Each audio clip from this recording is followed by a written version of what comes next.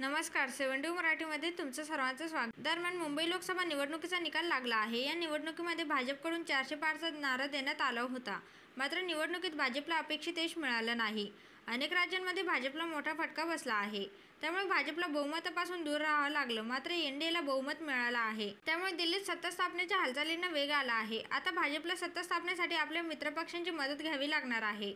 बिहारचे मुख्यमंत्री नितीश कुमार आणि चंद्रबाबू नायडू यांनी भाजपला पाठिंबा दिला आहे. दुसरीकडे महाराष्ट्रात भाजपला मोठा धक्का बसला. महाविकास आघाडीने जोरदार मुसंडी मारली आहे. या पार्श्वभूमीवर राज्याचे उपमुख्यमंत्री देवेंद्र फडणवीस यांनी पक्ष नेतृत्वाकडे मोठी मागणी केली होती. मला सरकारच्या जबाबदारीतून मुक्त करा.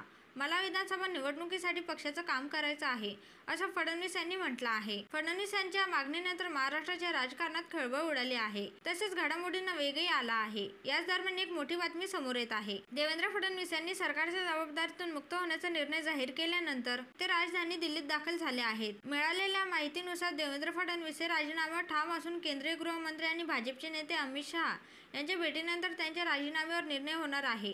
त्यामुळे फडणवीस आणि अमित शहा यांची भेट केव्हा होते हे पाहणं महत्त्वाचं ठरणार आहे. तर मित्रांनो, याबद्दल तुमचं काय मत आहे ते खाली कमेंट करून नक्की सांगा.